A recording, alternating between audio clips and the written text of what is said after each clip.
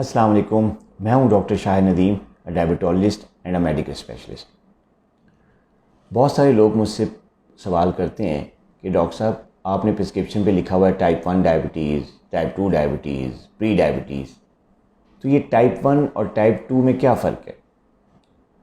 तो आज हम बात करेंगे कि टाइप 1 डायबिटीज़ और टाइप 2 डायबिटीज़ में क्या फ़र्क है।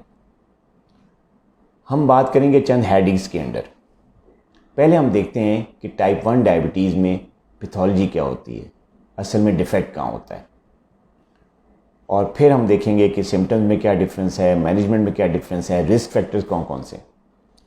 पहले हम बात करते हैं कि असल में डिज़ीज़ होती क्या है। टाइप 1 डायबिटीज़ ज़ियाबितिस की वो किस्म है जिसमें इंसान का जो लबलबा है वो इंसुलिन बनाना बिल्कुल बंद कर देता है।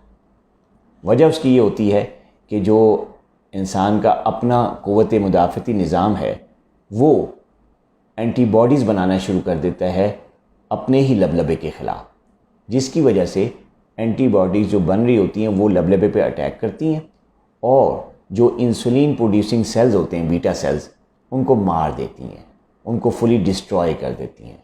और बीटा सेल्स जब डिस्ट्रॉय हो जाते हैं तो इंसुलिन की प्रोडक्शन बंद हो जाती है। तो ये चीज़ जो है वो होती है टाइप 1 डायबिटिक्स में। अब बात करते हैं टाइप 2 में क्या होता है। टाइप 2 डायबिटिक्स में जो लबलबा होता है या जो बीटा सेल्स होते हैं वो प्रॉपरली इंसुलिन सिक्रीट कर रहे होते हैं। इंसान में इंसुलिन बन रही होती है, लेकिन इंसुलिन की क्वांटिटी या तो डिमांड एंड सप्लाई का मसला होता है, क्वांटिटी के मुताबिक नहीं बन रही होती या उसके हिसाब से नहीं बन रही होती, या फिर प्रॉपरली असर नहीं कर रही होती। और असर ना करने वाले की वजह असल में इंसुलिन रेजिस्टेंस होती है, जिसका जिक्र मैं अपनी पहली वाली वीडियोस में कर चुका हूँ। इंसुलिन रेजिस्टेंस की वजह से इंसुलिन निकलती है लेकिन वो प्रॉपरली असर नहीं कर पाती, जिसकी कई वजूहात हैं जो कि मैं डिटेल में बता चुका हूँ अपनी दूसरी वीडियोज़ में। अब इंसुलिन रेजिस्टेंस की वजह से इंसुलिन जब असर नहीं करती तो ग्लूकोज जो है वो सेल्स के अंदर नहीं जा सकता और ब्लड में उसका लेवल बढ़ता चला जाता है और इंसान को टाइप 2 डायबिटीज़ हो जाती है। तो ये बेसिकली पैथोलॉजी होती है टाइप 2 डायबिटिक्स में। अब ये मोटा फ़र्क तो आपको पता चल गया कि पैथोलॉजी में असल में मर्ज़ बंदे के अंदर हो क्या रहा होता है, टाइप 1 में क्या हो रहा होता है और टाइप 2 में क्या होता है।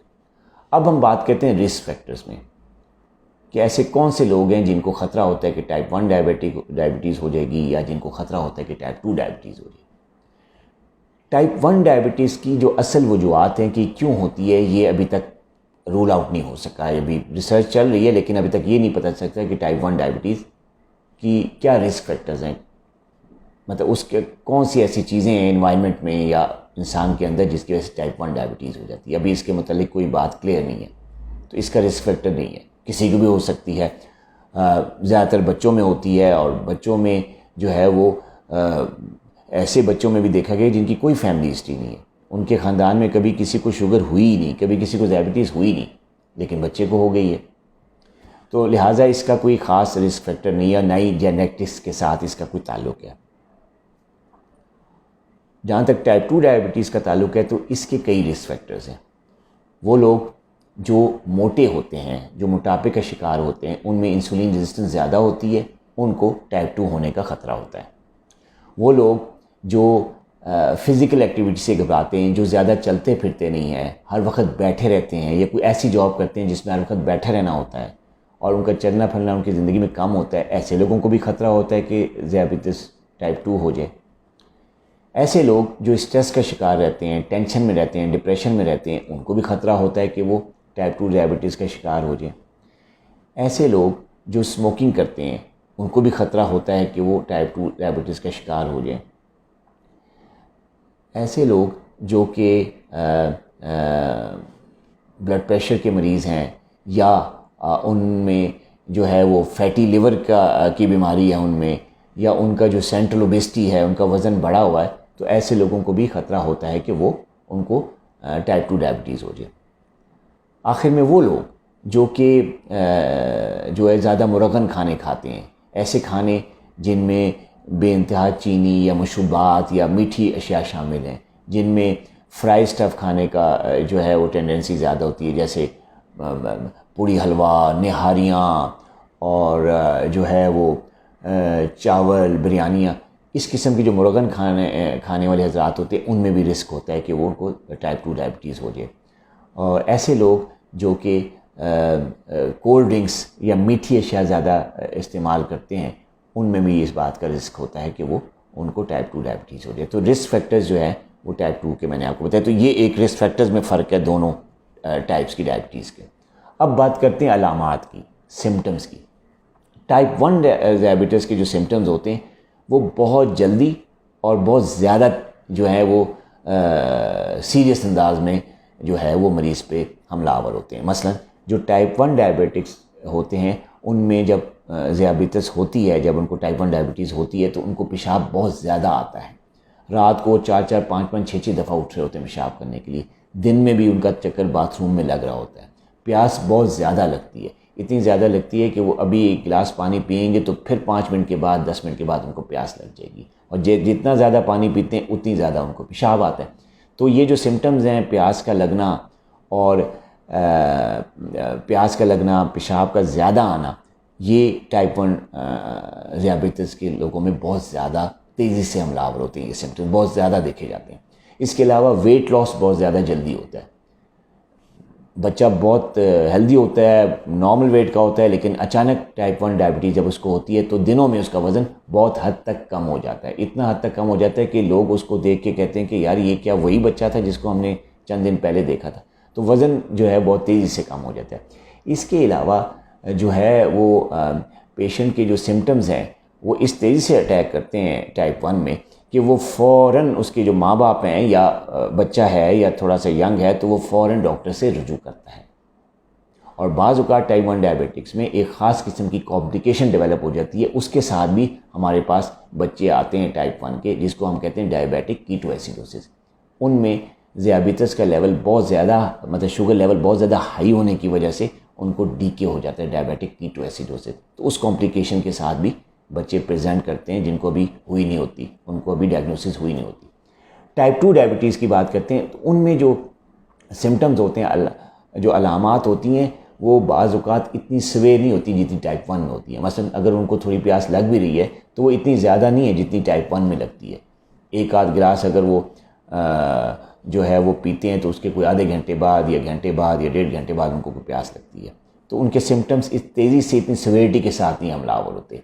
इसी तरह पेशाब का जो ज़्यादा आना है वो भी टाइप 2 डायबिटिक्स में इतना ज़्यादा नहीं आता। बाज़ औक़ात रात को सोने के बाद जो है टाइप 2 वाले जो हैं 1 या 2 दफ़ा या 3 दफ़ा उठने की शिकायत करते हैं, जबकि टाइप 1 वाले बहुत ज़्यादा उठते हैं।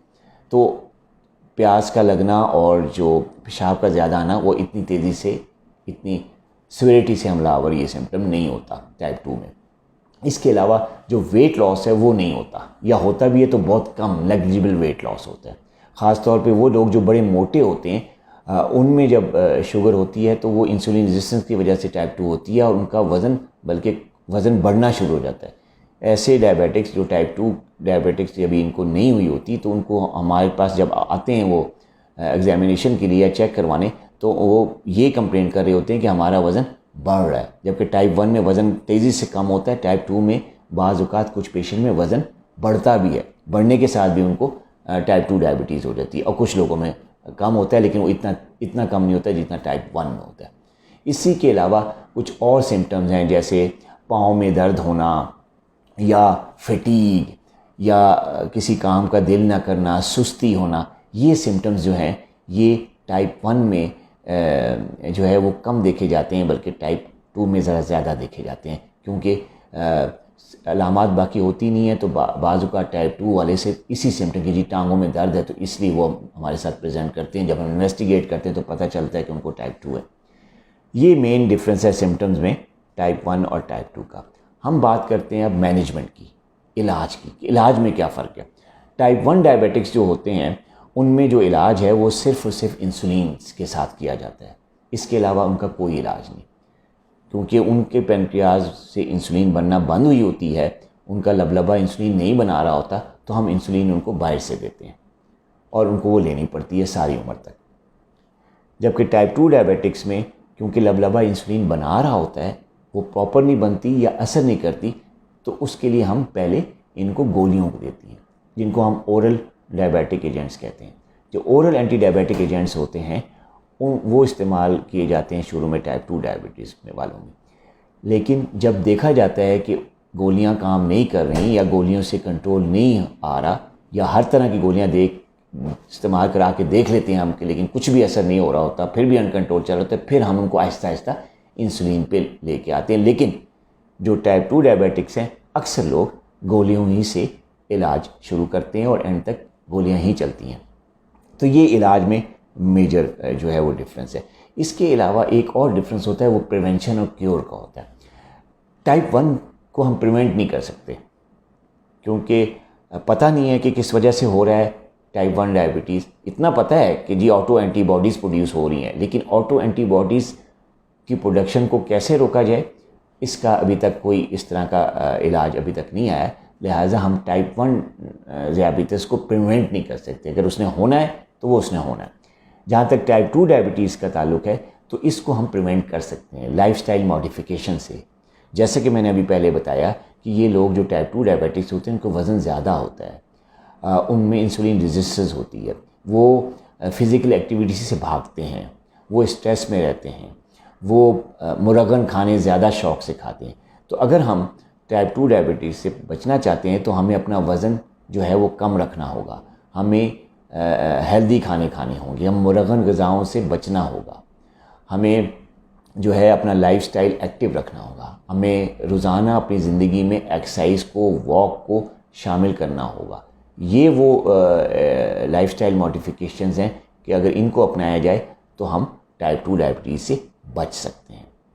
अब हम आखिर में बात करते हैं कि जब कॉम्प्लिकेशंस होती हैं तो उनमें क्या फ़र्क है। देखें, कॉम्प्लिकेशंस में भी एक मेजर फ़र्क है कि टाइप 1 डायबिटिक्स जब डायग्नोज़ होने आती है तो उस वक़्त बच्चों में या यंग एज के लोगों में कोई कॉम्प्लिकेशंस नहीं होती, क्योंकि शुरू ही में उनको डायग्नोज़ कर लिया जाता है, क्योंकि सिम्टम्स इतने सीवियर होते हैं कि हम फ़ौरन ही डायग्नोज़ कर लेते हैं कि जी विद इन अ मंथ कि जी इसको डायबिटीज़ है। जबकि टाइप 2 डायबिटिक्स में क्योंकि अलामात ज़्यादा सीवियर नहीं होती, सिम्टम्स इतनी तेज़ी से नहीं आते, तो डायग्नोसिस में लेट होता चला जाता है। लोग आते ही नहीं डॉक्टर्स के पास।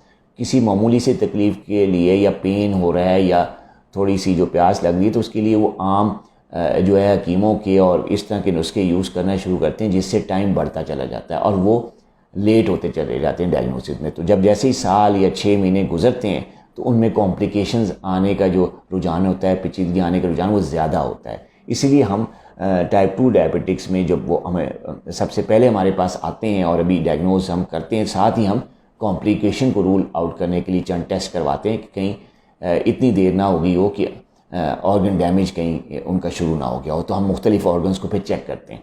तो लिहाजा जो टाइप 1 डायबिटीज़ होते हैं उनमें कॉम्प्लिकेशन स्टार्ट में इतनी नहीं होती, जबकि टाइप 2 में डायबिटिक्स में पेचीदगियाँ होने का ख़तरा होता है। तो ये कुछ जो फ़र्क थे जो टाइप 1 और टाइप 2 डायबिटीज़ में मैंने आपको बताए हैं। अगर आपको अपॉइंटमेंट के लिए हमसे रब्ता करना हो तो प्लीज़ नीचे दिए गए हुए नंबरों पे आप रब्ता कर सकते हैं। अपना बहुत ख्याल रखिएगा। अल्लाह हाफ़िज़।